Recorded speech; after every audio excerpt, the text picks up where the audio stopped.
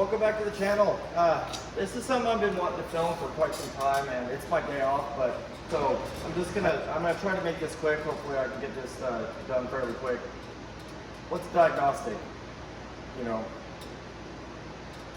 I believe there's a huge misconception about what is modern day diagnostics. These cars have, 30 plus computers in them. There's so much more to diagnostics than just the code scan that I believe has been really damaging to this industry. You go over to your local parts store. I'm not going to try to name any in particular because they're all equally just as guilty. So you go over to the parts store and you say, my check engine light's on, can you come take a look? And they bring out a scan tool like this. There's nothing wrong with this scan tool. It's great for a lot of things. It's quick, it's easy. It'd be great to keep in your car.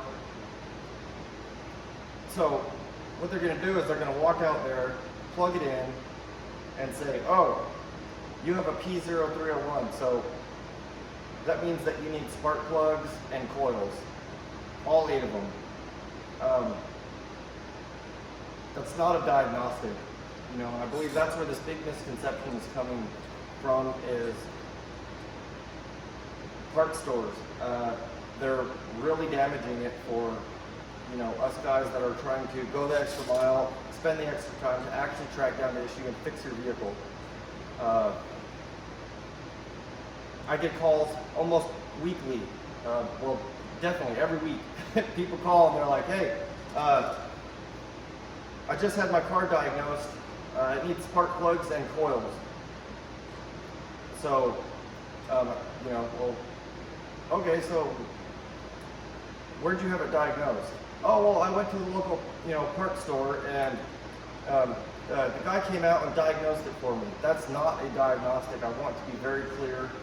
I could go on and on and on about this, but it takes time to perform a quality diagnostic, and it takes a great investment.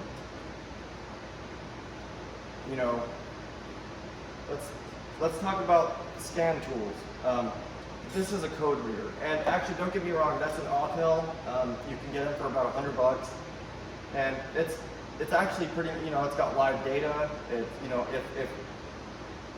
it can be a very powerful tool, but there's also scenarios where that just won't cut it. Like this one. This is also an Autel, but it's about $1,000 scan tool, and by no means the best on the market, but it is capable. I've fixed countless vehicles with it. Before I got this, I had my Snap-on up there, and what it really comes down to is being able to interpret the live data. If you have a misfire, P0301 or 2 or P0300, multiple cylinder misfire,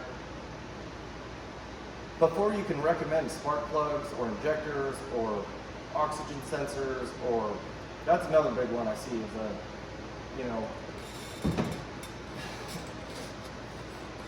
oxygen sensors.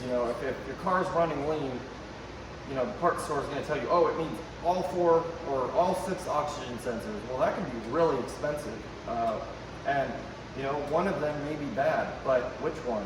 And why is it, or maybe it's not bad. Maybe, you're actually running lean, or you're actually running rich, and that sensor is doing its job.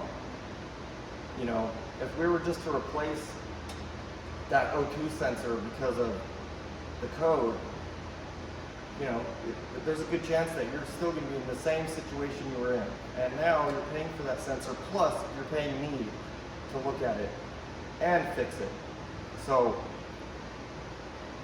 I think all of you, if you're a technician, you really need to pay attention to this. You need to put the extra mile, and you need to go and you need to figure out what's wrong with that car, because just slapping some parts in there and shipping it is not doing anybody a favor. You're screwing yourself out of future business. And you know, the client's gonna be pissed. They're gonna go tell everybody in town that they paid you X amount and their car still doesn't run right. So back to the misfires. I mean, it's the same train of thought, you know, but you know, maybe you've got a vacuum leak and that's causing the system to run lean. You know, maybe it's on one bank, maybe it's on cylinder 1, P001. You know, maybe you know, you've got an injector that's not working, you know, it's not opening, or maybe it's not closing, maybe it's stuck open and it's just dumping fuel into that cylinder. And maybe that spark plug is fouled because of that. Or maybe, you know, there's actually an engine issue.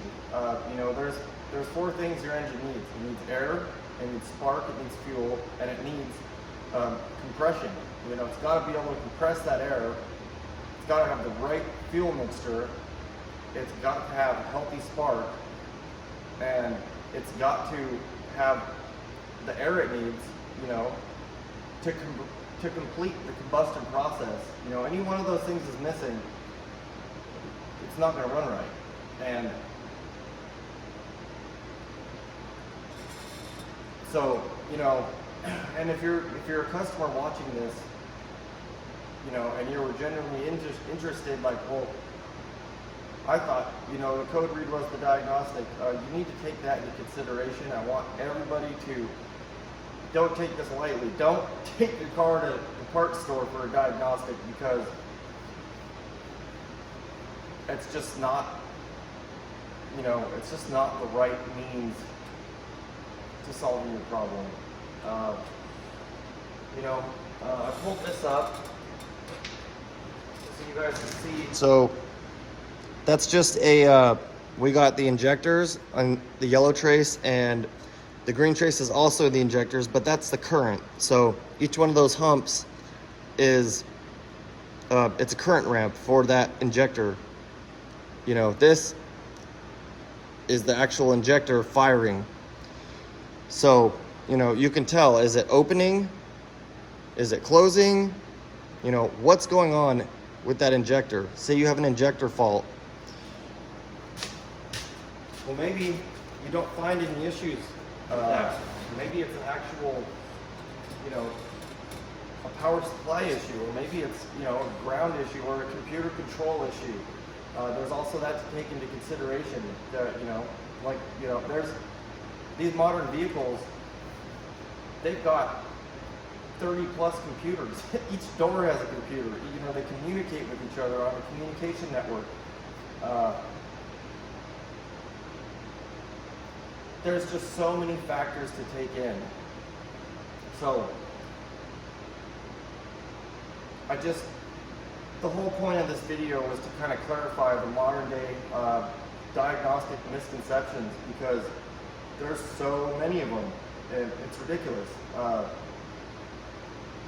Why does your mechanic charge so much for a diagnostic? Why are you going to pay me $150 to look at your car when you could just go to the parts store and have it scanned? You know, why do I charge $150 an hour? Because I've got to buy all this stuff. You know, I have a computer program over here for service information. I've got another computer program for service information. You know, you got to buy scopes, you got to buy scan tools, you got to buy, you know, just all kinds of various different things. You know, just to look at a tire pressure sensor, you know, you need a different type of scan tool. You know, if you want to program a tire pressure sensor, or maybe you're not sure if, maybe you have a code for your tire pressure sensor and you're not sure, is it even in the tire? Like, are these are aftermarket rims, so did they put sensors in there? Well, you know, you've got to go wheel to wheel and check that, because you can't see inside the tire without taking, you know, the wheel off, popping the tire open and looking. And then you got to program them. So you can't just put them in there. You've got to have tools to do that. You know, like, say you got dual zone climate control, and you know, the passenger side is just warmer. it feels warmer maybe. Maybe you're thinking, well, is there a blockage or is, the blend door not working right, or, well, I can put a temperature probe onto each side and I can see, okay, yeah, that side's definitely cooler. Now I got to figure out why. But I can only provide that service because of what I charge. So that's why you pay a mechanic what you pay a mechanic. That's why any reputable shop is going to charge accordingly, because they've got employees, they've got tools they got to buy, they've got overhead, they've got, the list just goes just on and on and on. You always need equipment. These cars are evolving. You need new scan tools. You need, like me, I offer a lot of different services. So it's not just the electronics. It's hand tools. All that stuff costs money, and we still have to eat. So just keep that in consideration, and go find yourself a good mechanic that you trust, and pay them accordingly, because it's worth it. It's worth every penny for you to drive off knowing that they found the issue and they fixed the issue, and it's not going to give you issues down the road because maybe they replaced a coil but didn't realize there was no power going to that coil. There's so many factors. So like I said, I could go on and on and on, and I think I'll cut it short right there. I think I've pretty much covered everything I wanted to cover, and yeah, so I hope you guys enjoyed this one. If you did, don't forget, like, subscribe, hit that bell, and I'll see you next time. Thanks for watching.